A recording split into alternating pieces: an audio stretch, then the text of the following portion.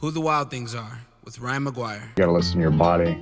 Oh my God, maybe, I could get out there, I could do this. Let's take a ride, find your wild side, real stories, see with your own eyes. It's so beautiful. I'm gonna have the best time out here. Yeah, I was in tears. I was like, that's the best, man. All right, just like that, we're back. Everybody, welcome back to Who the Wild Things Are, show where we bring you guys folks that have turned their passions into priorities, and I think today is it's a special example of that. Tristan does just that. But before we get him on here, just want to say happy Monday to everyone. Personally, I had a very Monday.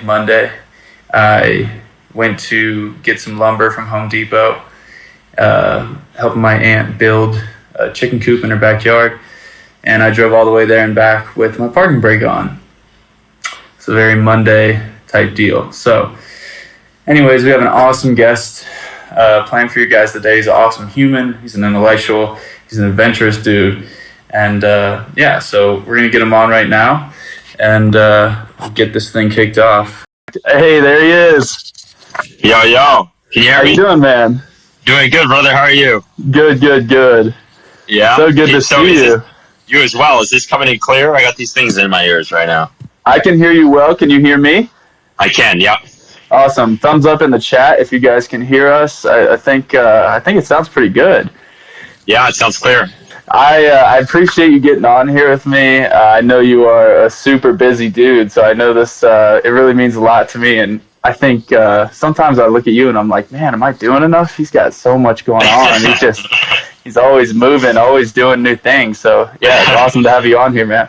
That's what I say about all the people that I'm looking up to. You know what I mean? Like, it's like I'm trying to cram in, get my things done every day, and then I'm like, how do these guys do it? You know what I mean? Like, I think I'm doing a lot, and then I'll roll up to my buddies' places, and they'll be doing 15 more things than me, and I'm like, you're way too organized. Like, I didn't get on that level. It's impressive, man. I see you. You're always moving and shaking, and it definitely inspires me, man. I think it's contagious. It makes other people want to get out there and get moving. I totally agree with that, brother. So, what's going on with you today? Where are you at? And we're back in Colorado finally. Nice. We've been touring for a couple months, just driving around the country, and I just got back here to Colorado. Been back for maybe a week or two. Nice. And the weather's supposed to get nice, so hopefully going to hang out in the mountains for next couple weeks up here. Awesome. I'm going to be in Colorado in like 10 days. I'm working with this company. It's called CampWorks. They build these really sick overlanding trailers. So super stoked. Gonna fly into I'm gonna drive the Raptor up there. Picked up the NS1 is what it's called. It's like it's an overlanding trailer, a teardrop trailer with a rooftop tent and an awning, solar panels, 2,600 amp hours battery. And I'm gonna pick that thing up and drive all the way down to Oregon. I'd like to go all the way up to the Yukon, but the Canadian border is shut down right now. So just gonna hang tight. But yeah. Awesome, man. That sounds epic. Yeah, I saw that trailer on your story. It looks insane, dude. It looks like they just engineered the hell out of that thing just to pack everything into a little teardrop. Exactly. Yeah, I was there like 2 weeks ago. I flew into Colorado for the day, and it's insane, man, what they've done. Actually, their model that they display on social media is actually much smaller than what they've actually built. So it's almost doubled in size. Not doubled, it's just scaled up a little bit, maybe like 30-40%. But it's sick, dude. I've never been one to buy a trailer like that, but like it is cool. You're gonna have to see it. We're gonna have to link up when I'm in town. We'll have to for sure, try it out yourself. I'll have to check it out. I'll be here. You saw a great question just now. You got a name for the rig? Oh, not yet. Y'all are gonna have to help me. I don't know what to call it yet. I am hearing all sorts of funny names. People have been asking me that question a lot, actually, but I don't know yet. I mean, it's getting pulled by a raptor, so I don't know what to call it yet. Okay. Maybe something like on a Jurassic Park dinosaur play or something like that. Yeah, that's what I'm thinking. Okay, got the wheels turning. So that's a perfect segue. You're saying you're trying to take it up to the Yukon and Canadian borders closed. If I recall, you actually grew up in Canada, right? So you had a little bit, different experience. What for the people that, don't necessarily know your background, what did growing up in Canada do to mold you in terms of being like an outdoors advocate and things like that? Yeah, I grew up in a really small town. It was 10,000 people, and the thing is that we didn't have access to like a lot of the things I have today. I didn't have any kind of money. I was really packed out in school. I jammed as a child, I jammed my courses really, really tight in school. So I didn't have a lot of free time in the evenings, but I think I just kind of got creative because we didn't have mountains. We had some valleys, but I didn't have a car to get there. So just got creative, really got into like the parkour kind of scene. I had my uncles were big fishermen, so they really got me into like that kind of outdoors kind of lifestyle. And then once I spread my wings and I flew around and I started, I joined the pipeline. I was a welder and I joined I started building pipelines in Canada and traveling from here to there to every single job site you could think of in the middle of nowhere. I started getting even more creative. I was going to these small towns that were even smaller that had like 200 people. Some were camps that had nobody in them. It was just us workers. So in the evenings when we had a little bit of time, I get more and more creative, start branching out into the mountains. Eventually I kind of got sick of being confined to Canada, and people would always, on the jobs that I'd be working on in the pipeline and stuff, would always talk about like vacation. They would say the words vacation, and I'd be like, vacation? Like, what is vacation? Like, what is that? I was super young too, right? Like I was like 16, 17, 18 around these times. And I'm like, I want to go on a vacation someday, but I could never afford that, right? But then, I saved my money, and one day I decided I was going to go on a vacation, and I was just going to fly out to Hawaii. And I flew out to Hawaii and on my vacation, and I realized that vacation didn't have to be so scary and didn't have to be so hard. It was really just a matter of jumping on the flight and just going, and you figure it out from there. So I had this goal of like moving to Hawaii and just figuring it out, living life like super cheap. And I figured it out. I did just that. I built some friends, built some really deep-rooted relationships in Hawaii with some local Hawaiians who are now my brothers and sisters. I ended up moving to Hawaii. I was there for 4 years, and I would go from Hawaii to Canada back and forth consistently. Go back to Canada, work, go back to Hawaii, chill out, work, chill out. It became part of my life, and it slowly molded into my, the more time I spent in Hawaii, the more locations I went to Canada. I started like one step at a time, doing one more thing, trying to go one more mile, trying one more new adventure. I would start, going camping a little bit more and fishing a little bit more. And then I started rock climbing and started spearfishing. And then I started surfing, and then I started sailing. And when I started sailing, it was a big thing because it was like, sailing was something that was extremely hard. Nobody knows really how to just do it. You got to learn through either a school or the old-fashioned way, which really is you go to a bar, and this is exactly how I did it. You go to a bar, and you find the craziest pirate-looking dude that you can, and you go up to him when he's drunk, and you ask him if he'd teach you how to sail, and then you show up at 4 a.m. the next day and start scrubbing his boat, and that's exactly what I did. And I learned how to sail. That's how I learned how to sail. It was super cool. And then it wasn't his boat. He was like the captain for some other rich lady's boat who was like... Okay. Like an alcoholic, actually. She was an alcoholic. She had a lot of money. She had this captain. His name was Howie, and I met him. He was an alcoholic, and I met him at the bar. And I didn't drink. I was just I showed up at the bar that was next to the boats, and I did the pub, and showed up at 4 a.m. and he taught me how to sail. And that was kind of all of a sudden I'm on this boat, this 160-foot yacht in Hawaii, sailing the boat myself. And I'm like, wow, it was just a matter of jumping in that bar and asking that dude to teach me how to do it.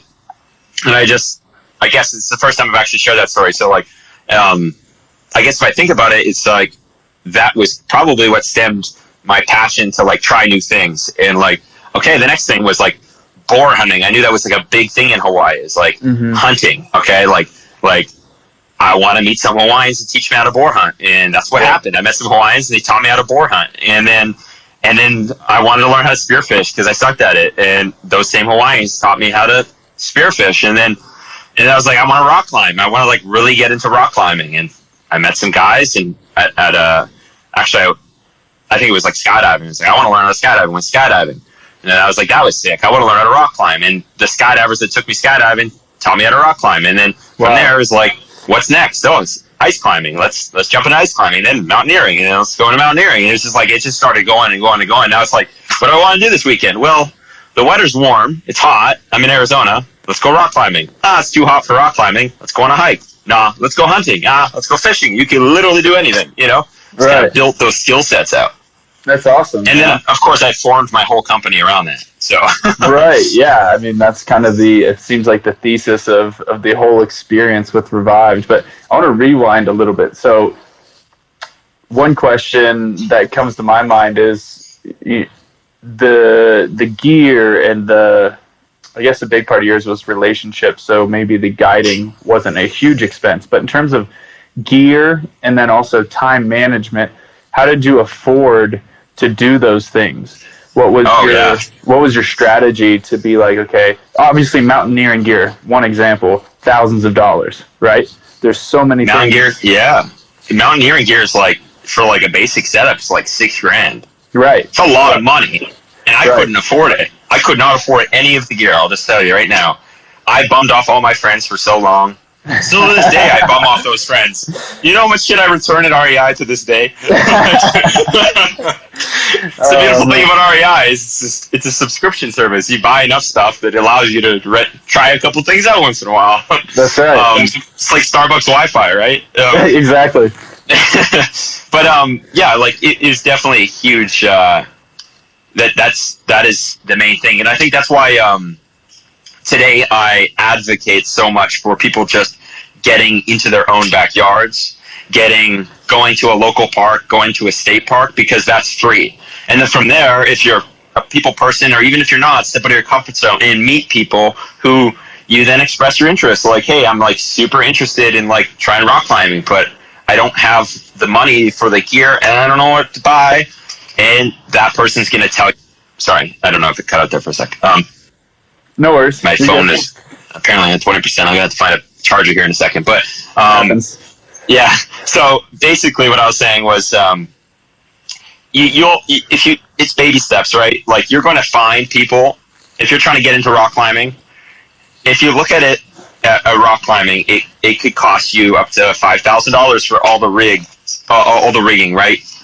The shoes are $120, $150, $200. The harness is $60. Your first set of beaners and everything's another $60. Your rope's $150 to $250. Your helmet's another $60. So like a basic fitted outfit for rock climbing, if you want to actually get out with your friends, probably going to run you around $500. But if you're doing trad, you need cams, you need nuts, you need all the other stuff. Exactly. So my go-to is like, get yourself a harness, get yourself some shoes. It's like $150 to $200 if you can find some used stuff, whatever it may be. And then just start with that and find somebody that can take you under their wing and provide the rest, right? It's that simple. And then when it comes to mountaineering, the same thing. Like, maybe you shouldn't start with the 14er if you're getting into mountaineering. Maybe you should start with that hike behind your house, Mount Baldy in California. It's a 10,000-foot climb. You just need some hiking boots and some basic stuff in your backpack. Super cheap. You need hiking boots. I wear hiking boots to the gym. I wear them everywhere. So, like, they're my livelihood. So it doesn't have to cost that much. And then as you progress, you also prioritize. So as you get more into mountaineering, you find, wow, I really, really love this. I really love mountaineering. I think I'd be willing to invest a little bit more in mountaineering this year instead of video games, or instead of beer, or instead of some rental or some extravagant vacation that I was going to spend, who knows, 20 grand. Maybe that's a bit too much for people. Maybe like $2,000 at some extravagant vacation. Maybe let's tone that back. Let's not go on that vacation, and let's instead put $1,000 of that $2,000 into my mountaineering gear. And now I can see so much of this world that I live in now, and I don't even have to travel to those places. Yeah. Domestic travel is huge. So like at the end of the day, like once you find what your groove is, it's priority. Now with me, like I found right away, once I found my groove, I was that person that didn't want to spend a lot of money. I had a lot of travel expenses. I was all over Canada. I had a place in Canada, and I also had a place I was paying for in Hawaii. Then I was paying for like the travel between those two places. Plus, my girlfriend at the time, I was helping her with a lot of things. There's a lot of expenses. I didn't have money to pay for gear. Plus, I was like very much a friendly person. Like I like to pay for my friends' dinners and this and that. So I was just like, I didn't have I had a lot of cash flow, but I didn't have a lot of savings. I was always spending my money at the earlier stages. So I didn't have 10 grand to drop on a whole bunch of new gear. I didn't have 10 grand for that, 5 grand here, 5 grand there. So I just met the right people, and I met the right people, and I bummed their stuff for a very long time. Yeah. And then I prioritized and found a way to pay for it all, because I realized like this is what I love to do. I want to make a career off of this. I love the impact that I'm having on those friends that I'm paying for their flight to get here, and then I'm bumming my other friends' gear to make them. I'm already bumming gear. Let me bum you some more gear, and let's go through this together. So I realized like I think I can make a career out of this, and I can find different ways to pay for it, and that's what I ended up doing. I found a way. My entrepreneur side came into me, and I'm like, it's going to be way too expensive for me to afford $10,000 in skydiving gear, $10,000 in mountaineering gear, $5,000 in rock climbing gear. The list goes on. I could go on for the next hour. Like probably $100,000 worth of gear, and that cannot nobody has that kind of money. You have to find a way to pay for it, and that's where the entrepreneur side came to me, and I ended up building a company that could keep up with that lifestyle. But you don't have to have all that gear. Right. I guess is the moral story. Yeah, no, that's good insight. And the cool thing, I think, so I, just recently got into like traditional rock climbing, and I had a great friend who I had none of the gear, and he took me out, multiple weeks and just showed me everything. Gave me all the gear, or let me use gear, let me, try different routes and teach me all the different techniques, and someone that's very patient with you. So I think the moral of the story is once you have someone that has come up, kind of like you were explaining, you've had someone give you that experience for very little risk, very little money, and just go out of their way to help you, then you're more likely to pay that experience forward. And I think you're a good example of that. So you're saying, I've got all these connections that have helped me get into these different things, and now you're making it widely available for tons of people and kind of passing on that pay it forward mentality.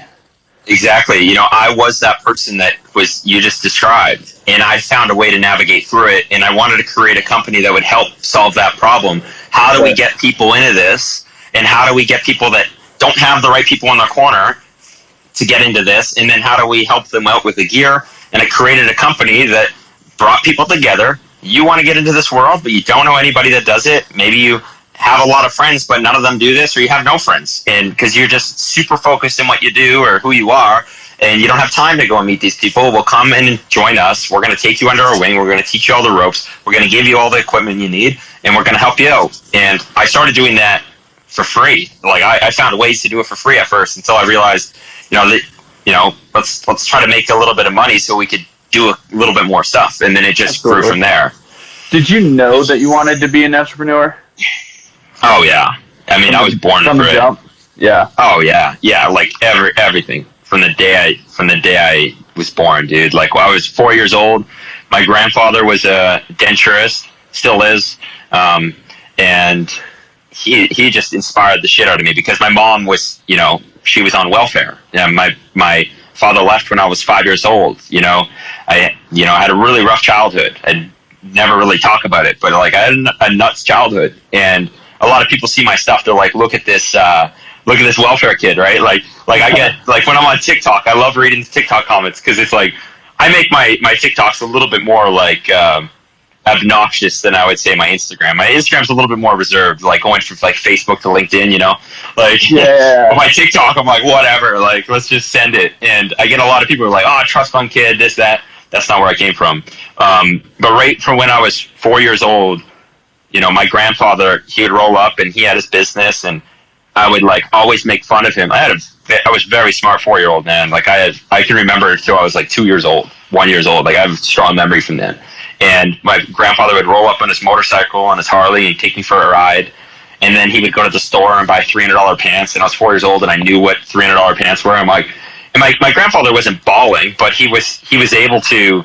He had a business. He was able to help my mom out a little bit. He was able to buy things that he enjoyed and that he loved, and he took care of us where he could. And that inspired the hell out of me. I was like, I want to be able to do that for my kids. You know, my grandfather is really my father and the father figure in my life. Still is. But he definitely inspired that for sure. And I think it's in your blood. You know if you're an entrepreneur. You know if you care about money or if you don't. And, I have a lot of conversations along all the time with all sorts of different entrepreneurs. And I think like the most annoying conversation I ever have is when I meet an entrepreneur and they tell me I don't care about money. And it bothers me because you got to have money. At the end of the day, you got to have money to do anything, right? You need it. Now, unless you're a survivalist that has all these skills like you can live off the land, you know what I mean? Then that's an incredible skill, but that's not everybody, right? But like at the end of the day, you need to trade, or you need money to be able to do those things and follow certain dreams, depending on how much of a minimalist you are. But it bugs me when I see like a big entrepreneur and they're like, oh, I don't really care about money. I'm like, shut up. You live in $1 million home. Like, don't tell me you don't care about money. You only can say that, I feel like if you've really stripped it down. There's only there's a couple, I don't think I get the right to say that even. I have a truck and I drive across the country. I need gas money. I still, I don't have a lot of money, but I need dollars to get places. And I think that's the important thing, at least in my mind. It's not that I don't care about money, but I think for me, wealth is turning play into profit, right? It's about like taking those things that you actually enjoy. And I think you're a great example of it. Taking those things you enjoy and turning those into ways to create income and wealth and things like that in your life versus, there's a lot of people that have plenty of money. I don't really know if I consider them wealthy, right? Because they're spending all of their time doing something that they really don't like. And in that, yes, you have material wealth, but I feel like holistically wealth is more than that. It's also about how you spend your time, which is a very finite resource, right? There's only so much time. There's always more money. There's only so much time. So I think that's why I've always been like so attracted to your story of like how you took this part of your life and turned it into the part that generates profit.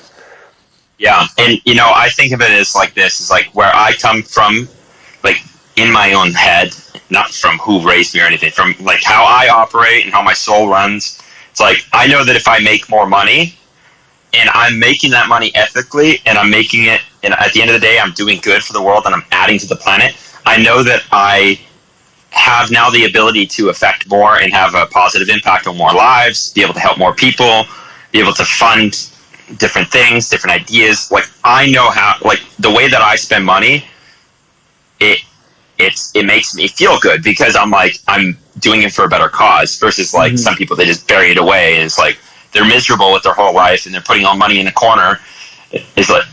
What is your purpose of money and what are you doing with that money? I think those are some important things. Like if someone says, I don't care about money, I'd be like, I care about money because I get to help more people. If I have more money, I get to help more people. That money's not going in my bank account.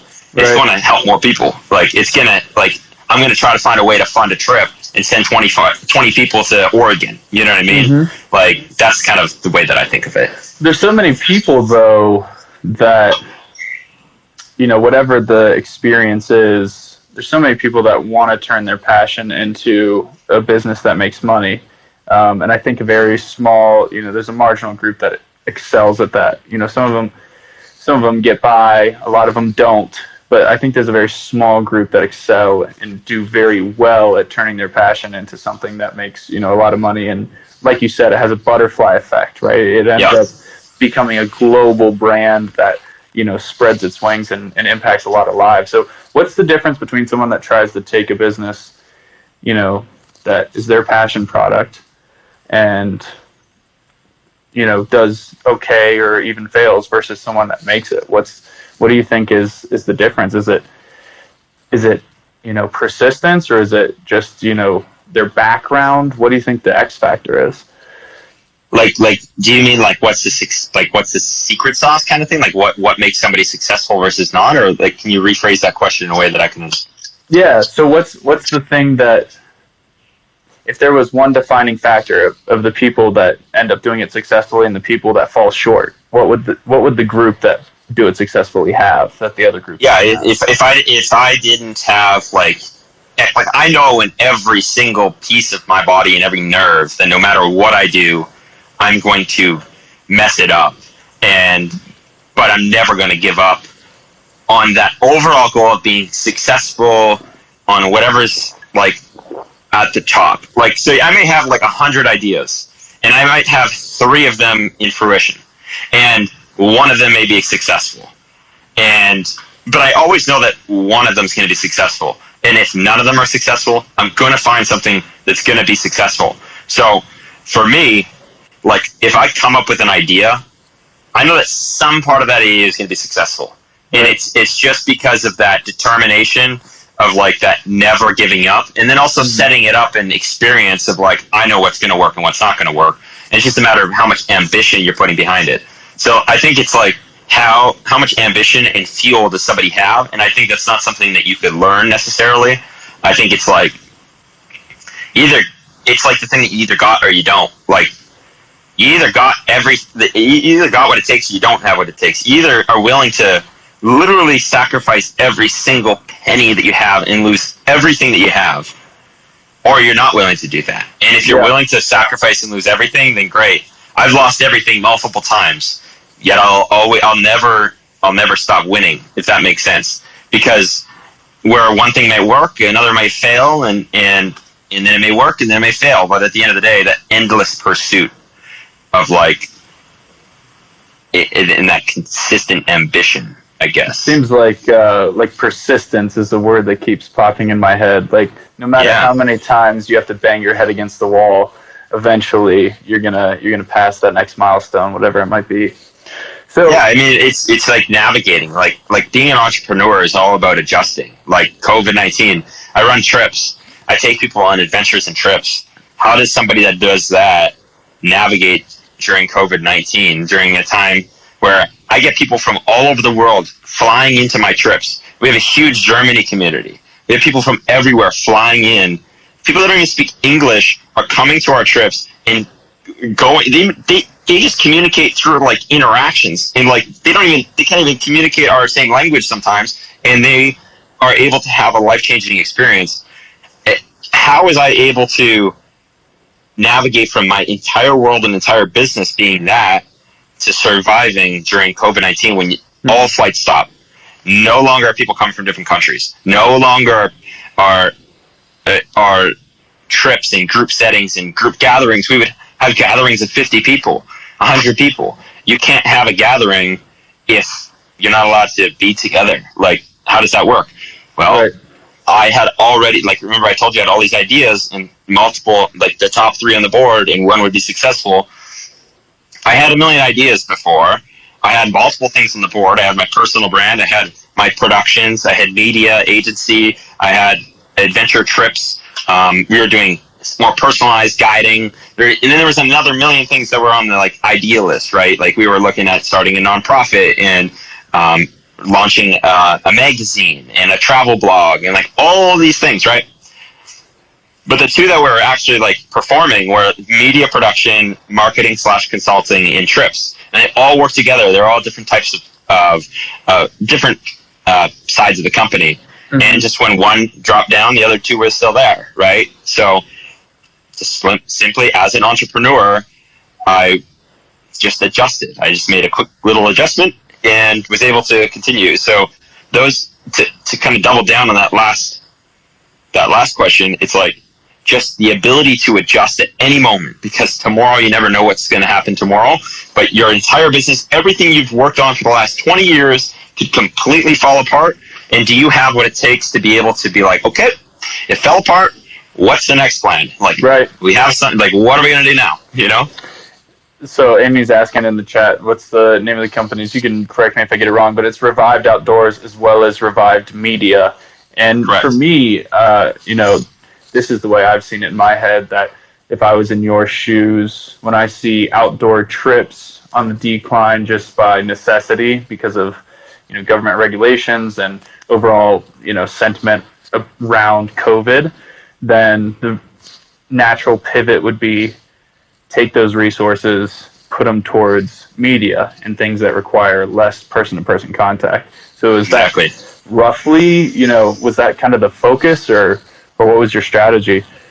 Well, I wanted to keep, my strategy the last year has been like, how do I keep the message of Revived alive? What is Revived? Revived, and where does that come from? Revived is when you go on a trip, you go on an adventure, you come back to your daily routine, whatever it is you're doing, you've been revived. You feel rejuvenated. You feel like, I finally got, I was so stressed out from work and I was finally able to think. I was there was so much cloud in my head, and finally I was able to come up with that idea and solve that equation or problem that was affecting everything that I did. It's like when you finally do your taxes after procrastinating it for so long, you finally feel revived because you did your damn taxes, Right. and finally you have to deal with it for another year, Same thing with the trips was that. So it's like, how do we keep that message alive? And what was working to keep that message alive? And we built, social media. We formed through. We had our trips running, and then we built a platform of social media on top of that. So we were able to use social media to share our message.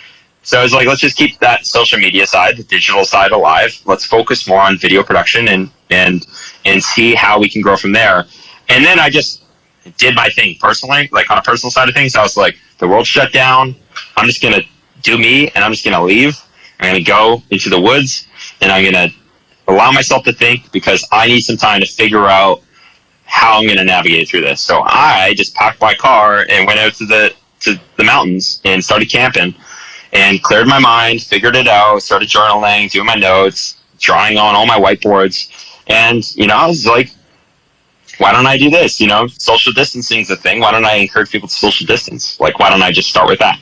So I encourage social distancing in the outdoors. Let's get you outside, because I don't want you to be stuck inside. I would never, ever, no matter what disease is in the world, I'm not going to tell you to stay inside. I'm going to tell you to get outside. It doesn't make any sense. It makes no sense. I don't understand. And you're a survivalist. You know exactly what I'm talking about. Who's touching you out there, right? No. Now, of course, when not everybody can do that, of course, because, there's other issues at stake. But, the ones that are able to do that, let's figure that out. So I just focused on that. It's a dangerous message to tell people to stay inside. I mean, we're all cavemen with these things attached to our hands that are sending lights and signals into our brains. But at the end of the day, your DNA is caveman, man. You got to be outside, or there's gonna be serious issues. I don't know anyone who's ever gone outside, hike in the woods or going to the park, or has ever come back and been like, man, I regret being outside. That was terrible. They only experience that if you're if you hate it, hate the idea of it, and you're forced into it, and then you just have a terrible time because it's raining and you're wet. Yeah, okay, I get it. You had a terrible time. But if somebody actually takes you on an experience that's meant for you, I think that's kind of cool about what we did with Revived. Is we built trips around the different demographics. So if you've never done this stuff before, let's make it easier on you. And then we had our more extreme stuff, right? We would have our deep water solo trip was to get people that were into rock climbing or wanted to go rock climbing, and they were cool with camping out in the desert for 3 days and having a party on rocks and climbing rocks and jumping off cliffs. But you wouldn't take somebody that's never done anything like that before, is terrified of water, terrified of heights, and cannot stand sleeping on the dirt. You would never take them there. You would take that person to the trip in Hawaii, where they stay in a beautiful home and they have a queen size bed with an ocean view, but then they dabble into the outdoors. They dabble into trying to rock climb something, and they're terrified of heights. They're terrified of the outdoors, but we got them rock climbing. They pushed past their fear. Now they can go back to their comfortable zone, to their bed. After that, they feel revived, and then they're like, let me try the next thing. Let me try the camping trip. I want to see what it's like, baby steps.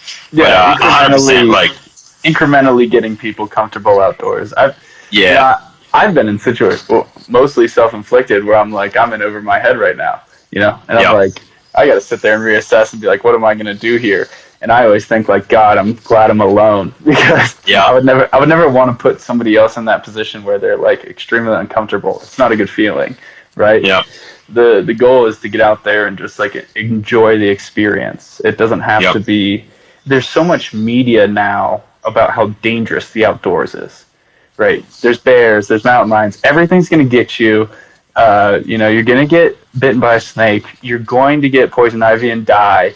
And there's going to be a limb that goes into your arm, and it's going to be like a knife, and you're never going to be able to get it out. And like, by the way, that happened to me. Really? Yeah, that happened to me. That actually does happen, by the way. All those things. They all happen. Everything you said has happened to me, but I'm still here. They all happen, no doubt. But the frequency is just from TV. Like the frequency is just like so exaggerated that I think. Well, it's drama too, right? Like it's what sells. So they have to tell you like how terrifying it is, and I mean, it makes people like me and you seem cooler than we are. You know, it's really not that hard. You know. That's right. Yeah, that's a good point. All right. Yeah, being in the woods, super scary. Don't do it. So, tell me a little bit. How does Revived Media and Revived Outdoors interact with each other? Like, you're the head of both. Do you have like one cohesive unit that works, with both companies? And is Revived Media? Do they work on those trips? I guess is my main question. So Revived Media evolved out of Revived Outdoors. So whereas we had always done video production. It was something that I did. The company was Revived Media was formerly Hamm Productions. That was what the actual entity of it was called. And when COVID hit, we switched the name to Revived Media. So we did a whole switch, and we wanted to adapt the culture of Revived Outdoors and apply it to the Hamm Productions and form the new baby Revived Media. Okay. But how they worked together before is we would work with companies and be like, hey, we got this incredible trip. Like, let's rewind 3 years ago. We have this incredible trip. We're going to Hawaii. You're a rock climbing company. We're going rock climbing. We have a big distribution. We'd love to take your shoes and give them to everybody there. So the 30 people that come on this trip all get a brand new pair of shoes. They're all new rock climbers. They had never done this before, and they want to get into it. Wouldn't you want them to use your brand and start with your brand? Well, we're doing this trip. Would you guys be cool with like filming this into a commercial? And they would be like, hell yeah, let's build that. Let's go and film these beginner rock climbers diving into it for the first time, and let's make a commercial. So we would like barter and work partnerships like that to help bring the cost down of trips. That was like 5-6 years ago. Like that was the infancy. And then that just kind of grew into its own life, where I was like, that became like no longer needed, where we didn't need to bring the price down on trips anymore, because we had a demographic where we were able, either had enough money to give free trips away, or we were selling trips to people that were paying a decent amount of money that paid for itself. Yeah. And then we started like forming these productions in the background. So we never had an official website for Hamm Productions.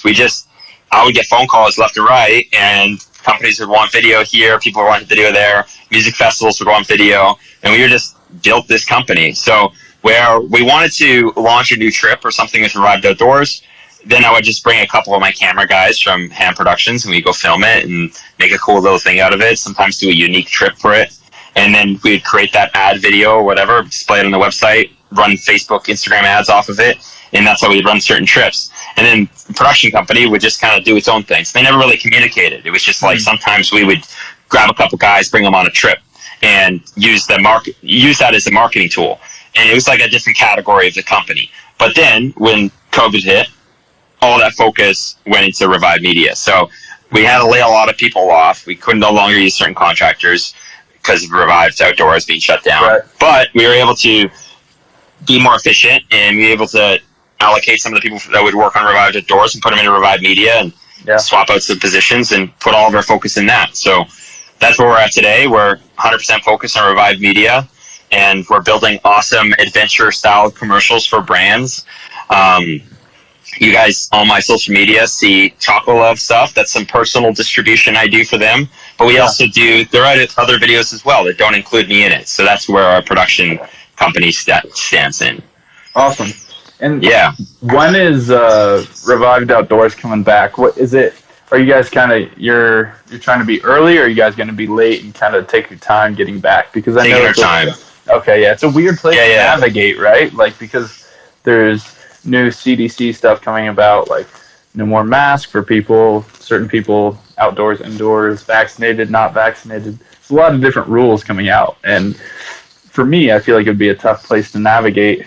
At least, There's so many things. Like when it first happened, we wanted to try to revert. Like when I started hitting on the mountains, I was like, I don't want people to go into a slump of like feeling like the world's ending. I want to make people feel like you can still get outside. So I started building trips for free. I found some brands that wanted to sponsor it, and we sponsored multiple trip giveaways, and we gave away free trips. They didn't have to do anything. They didn't have to pay for anything. It wasn't buy my product and enter for a chance to win. It was literally comment on a post about why you want to go on this trip, and we'll pick you.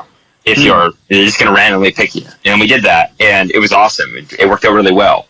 And, Dude, we did multiple... I didn't get picked. I'm pissed. No, I'm just kidding. People that did get picked had a good, they had like a big trip. It was like you normally would charge like 10 grand for that trip. It was a big trip. We want to do it again. We're just kind of navigating through that, because there are some government regulations, and there is some heat you get from that. So you got to be kind of careful. But, I want to take our time with it. I think I want to see where the world's going. I want to see what other companies are doing and what problems are being solved and what problems aren't being solved. And if my product still is relative today than it was the same way that it was back then. What we would do is we were doing multiple different categories where we take people on adventures that always wanted to get into that. We were kind of at the beginning stages of these experience companies and adventure companies like Airbnb Adventures and Airbnb Experiences. And we were at the beginning stages of that. So we were able to kind of help push those companies. And, we had conversations with companies like Airbnb Adventures. Like they worked with us. Like, so we helped kind of those companies navigate and help. There's tons of companies that spawn off of our ideas, and we're all over the news and shit. So we were like, I was in a spot where we're being very innovative in the guiding space. And then we found that the economy was doing extremely well. And the next best thing we wanted to do was to help those entrepreneurs and those business owners like that felt like they were stuck get to the next phase. But I think now we're kind of in a different bit of an era where like things are changing. Entrepreneurs they don't have that kind of money to spend on themselves because they're trying to keep their business afloat. There's a whole new dynamic and ecosystem. They just wanted to let it settle, let the dust settle, see what other companies do, and then see what is the problem that I want to solve with adventure, and then how can I do that? And right now I can do that for free. Right now I can just inspire people to get outside and keep that overall message alive, watch the dust settle, see where there's opportunity for the company to relaunch, and then relaunch into that direction. But the new Revived is going to be completely different than anything we've ever done before. And it's going to be what this new world of this reset that we've been in is going to need. And I have a strong feeling that it's going to just need people to just be reconnected with people. And maybe like some more stuff of like a little bit more survivalist stuff, which is why I'm like talking to you. Is like, I want to connect more with that survivalist type of community. Like, if the world were to end, how would you live? You know what I mean? Like, what would you do? That'd be cool to have like a whole category there. Yeah, I get a lot of questions that spawned out of COVID and that whole deal. And I mean, I told you this. Like, I am very not the sky is falling type. Like, I feel like I'm just optimistic. I think the world is fine. I just like being in the bush, and that's kind of where the naturalist side of me has come out. But I get so many questions like, hey man, if the water shuts off, what do I do? And all those questions like spawning out of like this international panic. And I was like, wow, this is an interesting like dichotomy, interesting shift that kind of came out of COVID that I really never expected. It wasn't one of the things. Like when I thought epidemic, I didn't think survival. It wasn't my first thought. So it was interesting. That's so the guy that commented, Royce, the picture of him and his son, he said, "What up, bro? What's up, Paul?" So that's the boy right there that taught me how to spearfish and do everything. He's a legend. Shout out. Absolute legend. And Amy was a amazing student at one of my classes. She is curious where the home base is for Revived. So based out of LA, that's where the office is at, and yeah, you know, we were kind of all over the place. We were running trips everywhere, and running trips to 7 different states. But right now, I am in my office in Tucson, Arizona, and I bounce between here and LA every week. So we're based out of LA, but yeah. We'll see where the future holds. If LA is going to still be on the list. What, it's a 4-hour drive? It's like 7.5. Oh, is it really? Okay. Yeah, it's a decent trek. Okay, that's a good trek. Even in a Raptor, that's a good trek. Yeah. Well, if I take the 8, which is a lot more fun because there's dunes, it usually takes me a few more hours because I end up getting distracted. But that's all right. And I'm sure you always go the speed limit.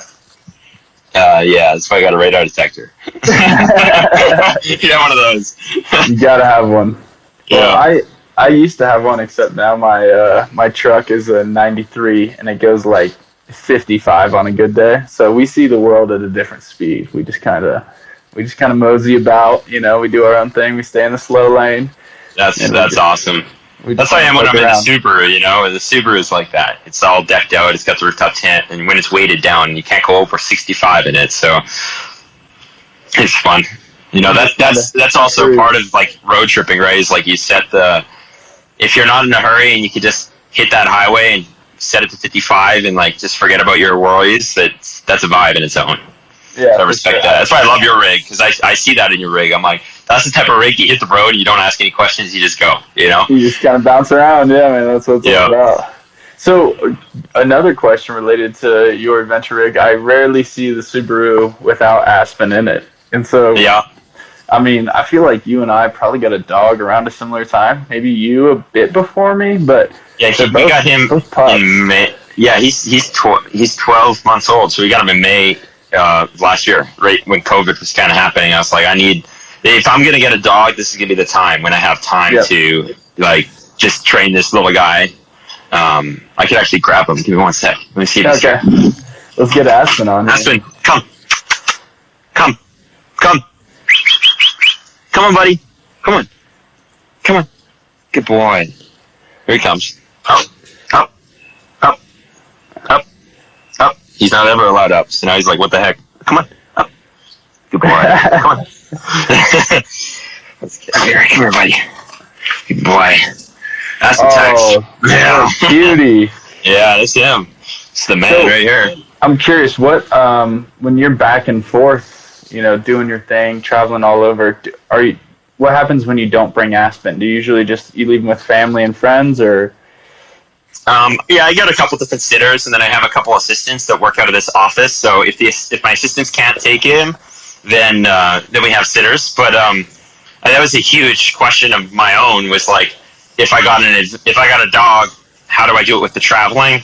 But I built my life around it. You know, he is worth it. He's worth every ounce of stress that he causes me. I'm trying to find him a place to stay if I can't bring him. But it's more so like the stress of not being allowed to bring him. I hate that I can't bring him to certain things. But for the most part, like 85% of what I do, he's with me.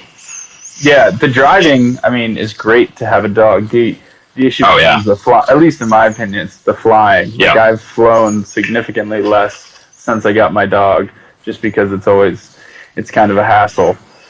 Yeah, that's the problem with him, is you can't fly with him, but he's that's why we drive a lot. So, and maybe one day I'll get my own plane and we'll be able to fly. Well, if you do, you got to pick me and Willow up. We'll be on that. Let's do it. Let's make it happen. We gotta if Aspen makes it to Colorado, we gotta let them go at it. They're probably similar energy levels. I think Willow. Actually, he will be coming with me to Colorado. Nice. Yeah, he'll be coming with me, so that'll be perfect. Actually, let's make it happen. Are you driving up there? Yeah. Nice. I have to. Awesome. Because I got to pick up. I'm pulling in with the trailer. So. That was a pretty dumb question. I'm gonna just retract that one and act like it didn't happen.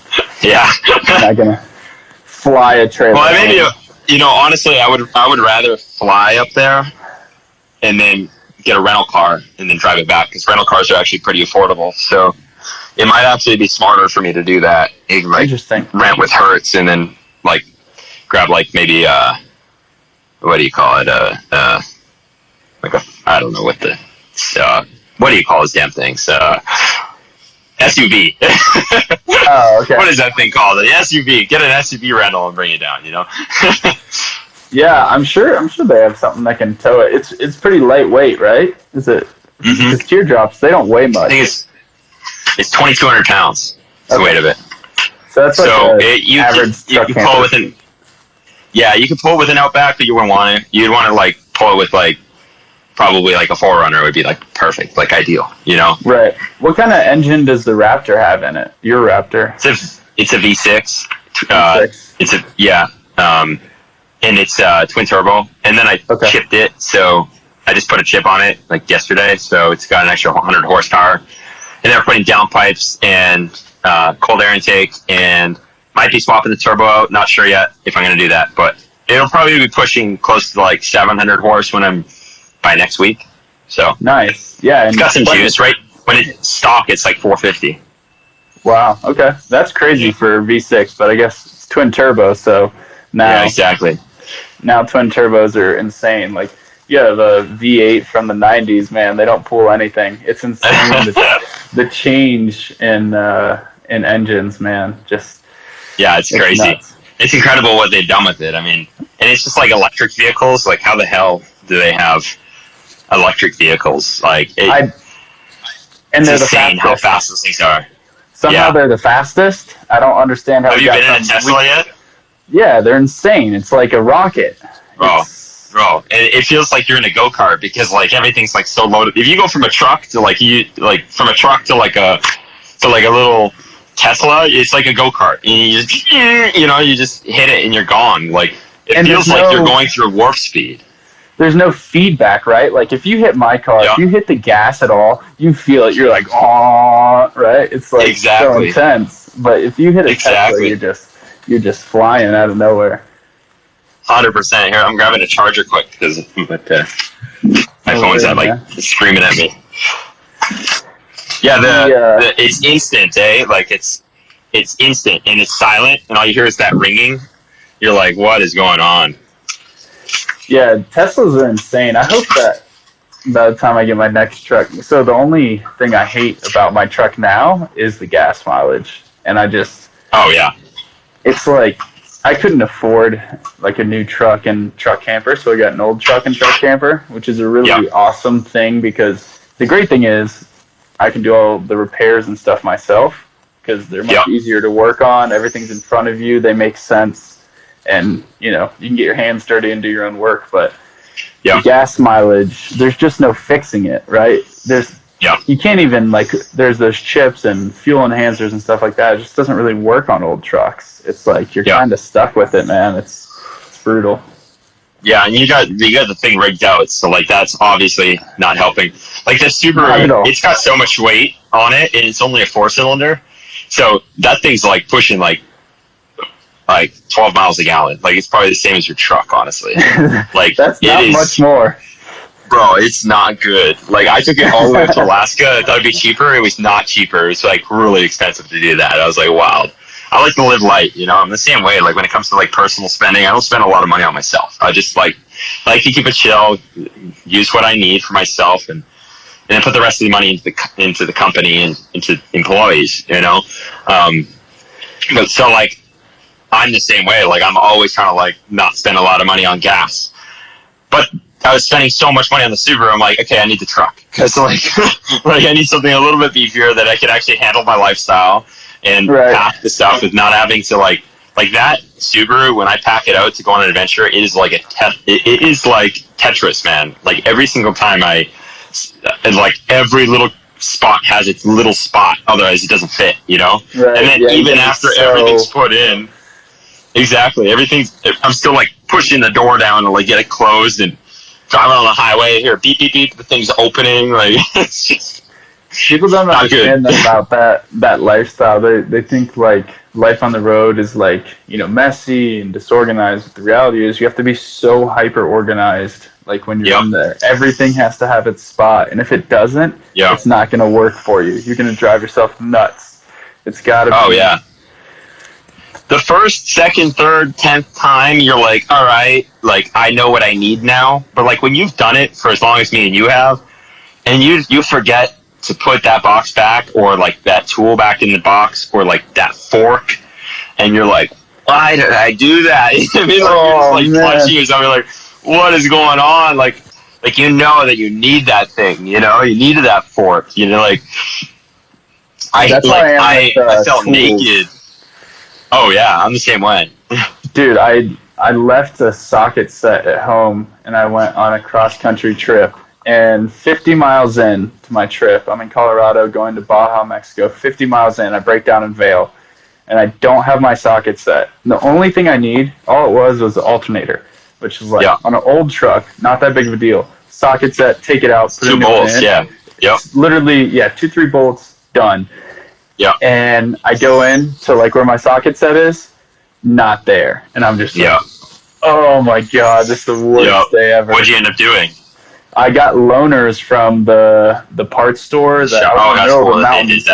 And this dude was just like, yo, like, I got you. Like, here's a ratchet set. And I was like, thank you. Yeah. I mean, I've had to do some crazy shit, like, in the middle of nowhere. Like, I broke down in the middle of Alaska, but, like, sometimes using, like, rocks and, like, creating your own chisels to, like, unbolt shit. And you don't even know how the hell you fixed it, but, like, when you're in that moment and, like, those endorphins are going off and the adrenaline's spiked and, like, it's cold outside or, like, if you don't fix this, like, there's no option. Like, you're stranded. Like, or you figure Arizona, it out, It's super hot, which is worse for the engine. Like, anything with the engine happens and you're in Arizona. Like, I took my water bladder once and emptied it into the radiator, like, just, like, trying to cool my car down. I've gone to the depths, man. Oh, yeah. Like, anytime I see somebody broken down in Arizona in the middle of nowhere, like, I always pull over and help them because it's 90% of the time it's a radiator overheating. It's like 90% of the time, or like a hose blew or something. It's super simple fix, but yeah, it definitely is good karma because when you do break down, like you want to be able to knock on that door and someone to answer the first time. Absolutely, and if you're in the South, bring coolant. Yeah, 100%. Always have some coolant in your truck. Always coolant, a little bit of oil. Yeah. And I carry a pair of Nipex. It's like like a little plier. They're called Nipex. They're like a plier. You should buy a pair. They're expensive. They're like $150, but that's the only tool I have in my whole truck is Nipex. What? Yeah, it's literally you could do everything with those things. That Nipex and a screwdriver, like a multi screwdriver. I do everything. How do you spell Nipex? Knipex. All right, I'll look it up after this. And they're just pliers, but they're like the best pliers in the world. I pick my eyebrows with Nipex. I tell you, like I do everything with those things. I get shit on my teeth with them. Like I like unbolt shit. Like I'm telling you, I wrap my Christmas presents. Yeah, literally. You can change a tire with. You can almost skin a buck with Nipex. Like they're like that. It's just a plier. That's it. That's all you need. Spear fish with Nipex. You can find the rock wall. That's awesome, you can do anything with those things. You figure it out. Yeah, it's all about being resourceful. That's what it's all about. Exactly. Yeah, at the end of the day, all you need is a pair of Nipex, sleeping bag. Like I went out with a buddy of mine, AJ. We went and jumped out of that hot air balloon a couple weeks ago, and he's like, "You want to go crazy?" Dude, it was insane. Wait till you see this video I'm about to post. I'm gonna post it probably tomorrow. It's an FPV drone shot of us dropping out of it. It's insane. The sun's flaring behind it. Actually, the second half of that video, if you go on Red Bull, they just posted it. Wow. I can't post it because I have a deal with Celsius, so I can't post Red Bull stuff. But we were jumping with some buddies, and they shot the FPV drone shot, and it's insane, man. Like, so me and AJ jump, and then the drone whips around, and our buddy Sebastian Alvarez does like this flip with his parachute open. He flips off of the balloon, and his parachute pops up, and like the sun's flaring. It's an insane shot. But you gotta see it. Look at Red Bull just posted it like a couple hours ago. Check that out. That same FPV drone shot, but the first half of it is gonna be my video, which I'll be posting tomorrow or today, somewhere, one of these days. Hopefully, we didn't just get you in trouble. No, we didn't. We're good. Over here repping Bulletproof. Good There coffee. Is that your Celsius drink? Oh, no, that's Bulletproof. I mean, Celsius is here. I got all You got it all. Oh, yeah, I got it all. This is some good stuff. Nice. You ever had those before? I haven't. I've only worked with a few companies, and I was like, I basically made a list of like the companies that I want to work for. And I'm like, who, if I could like have, what do I need? I need energy. I need wellness, nutrition, and then like, some camping shit, right? So I got like Natalie's juice. This is my juice. So I have one of these like every day. I'm like super like, I always need energy. So Celsius has got me covered. Protein and coffee is my thing. So Bulletproof got me covered. I'm like, and like when you got a little bit of social media, bro, you could like get yourself hooked up. Yeah, that's right. You just gotta get everyone sending you stuff, and then you don't have to buy anything. That's what it's all exactly. about. What do you need to buy? This is a good question from my buddy Woody. He said, "Craziest revived adventure story." So would that be a story like of something that happened on a trip, or one of my craziest stories? The crazy. Okay, I can give you two. There's two parts of that. The craziest revived adventure story. I mean, personally, there was a woman that came on our trip that was addicted to a drug called Norco, and she was addicted to this drug for 10 years. Whoa. And she tried to. She was like very much suicidal and was dealing with some major depression, and she didn't feel like she had like any hope to get off of these drugs. Like she wanted everything to get off of them, but nothing she did work. She had multiple relapses, and she came on one of our trips, and then came on more trips. And on her like 6th trip, she pulled me aside in Hawaii on our Hawaii trip, and she told me, "Hey, the only people that know this are my drug dealer and my doctor, and I was addicted to this drug called Norco for 10 years. This woman, you would never think in a million years that this woman would be addicted to any kind of drugs. 10 years addicted to this drug. It was because she felt included into this community, revived in these trips and getting outside and clearing her mind to finally free her from that drug. Still to this date, that was 3 years ago, still to this date, or maybe even 4, she has never touched it again. She's constantly out there adventuring, posting her adventures. And her life's completely changed. It's 360'd, or 180. And that was probably the craziest story. But it's probably not what he was expecting. But the craziest, my favorite, that's like one of my favorite stories. Another favorite story is where I got this tattoo. I'm game. My boy Po'o, the one that you seen in the comments earlier, Royce Silva. He helped guide one of these trips in Hawaii, and me and him got the same tattoo. But everybody on the whole trip got tattoos, and somebody got, part of my French, but somebody got "fuck fear" tattooed on their ribs in the same spot, because she was terrified of this one hike that we did in Hawaii, which is a 2,000-foot cliff drop. Yeah. And she held my hand and walked right to the edge of the cliff and screamed at the top of her lungs, "F fear." And she'd bawling her eyes out and totally crushed her fear and got it tattooed on her. And every single person on that trip got some sort of tattoo. And 90% of the people never had a tattoo before. So that was pretty crazy. Wow. That's amazing. Craziest personal story would be I got hung up by a tree, that I was saying earlier. Whitewater kayaking, that's that scar right there. I was hung in a tree. There was a spear. I fell out of my kayak, fell off a waterfall. There's a spear stick staring at me, a tree that had broken off in the rapid. This is during the drought in 2017 when California came out of that drought from all that rain. Mm-hmm. So we went to the South Fork American River and we went whitewater kayaking, and the water was way more water than we had expected. This wasn't a trip. This is just an adventure with me and my buddy. And I fell off a waterfall. I fell off a waterfall and saw this tree branch, and it was pointed at me like a spear, and I'm like, that's going to stab me in the eyeball. So right before I hit it, I'm holding my kayak. Right before I hit it, I put my arm up, and it hung me up. And I was hung in the water, holding on to my kayak like this for probably a minute, 60 seconds. Wow. And in the water, that feels like an hour. So I'm like, it snapped, and I was able to get out. But we're stuck in the South Fork, and we had to hike out, full blood. I pulled that thing out because I was like, I know you're not supposed to do that. Like, I know you're not supposed to do. You'll pull a tendon, but I'm like, I am not pulling this shit out when I could feel my arm, because the water's so cold, right? It's like numb. I'm like, I'm not pulling this thing out when I can feel my arm. I'm doing this while I can't feel shit. So I like pulled that whole stick out, covered it up, like lost a couple. Like they had to put blood back into me at the hospital. But we hiked out, got followed out by a mountain lion. It's pretty crazy. Wow. We were getting stalked by a mountain lion while we were getting hiked out. What'd you use to wrap it up? So I had held it for quite a while until we got to a RV shop, like an RV campground.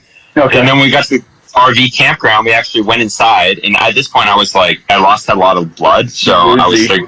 I was getting woozy. So with my buddy, his name's Randy, and we roll up, we get inside, and there's this lady there, and she's like the camp host, and she hated that we were there. She's like, you don't belong to this campground. You don't pay this campground, so we're you're not allowed to use the first aid kit at this campground. And we're like, bye, Felicia. And we grabbed the first aid kit. We like walked around the counter, grabbed the first aid kit. We're like, sorry, ma'am, I don't know what you're on, but like we're taking this because he's about to die. So like, we like went outside, we opened it up, bandaged it out, some gauze and some tape, and then somebody walked by and they're like, oh, hey, are you okay? We're like, no, we need to get to a hospital. They're like, jump in our car right now. So they helped us out and took us to the van, and then we vanned it up. That was a pretty crazy story. Yeah. That is insane, dude. Yeah. I'm glad you ended up all right, though. That's a serious spot right there. There's a lot of stuff you can mess up in your forearm. Yeah. Yeah, it is. It definitely tendons that can snap. If you sever a tendon, you got to have, like, immediately, you got to have surgery or else you're done. There's, like, a lot of stuff that can go wrong there. Yeah. It was definitely not a wise decision for me to pull that stick out, but I'm glad I did because... Whatever. Yeah, exactly. It worked out. I just spilt my drink all over me. That's awesome. That's all right. That's my let's do this. Move. Whatever. Maybe I spilled mine. That's why I can only see from the shoulders down. Yeah, that's why I was wondering why you did that. I got a big spill right here. But Tristan, dude, this has been amazing. I had so much fun catching up with you, talking with you. You have amazing stories, and I really appreciate where you came from, where you are now, and the mentality that you do it with, right? It's not boisterous. It's not, look at me. It comes from a good place, and I really appreciate that. I can say for sure that you, my friend, are very wild. That's awesome. Thank you so much, man, for having me. It's been fun. This is the first actual Instagram Live I've done, so where I've sat down with somebody, so it's fun.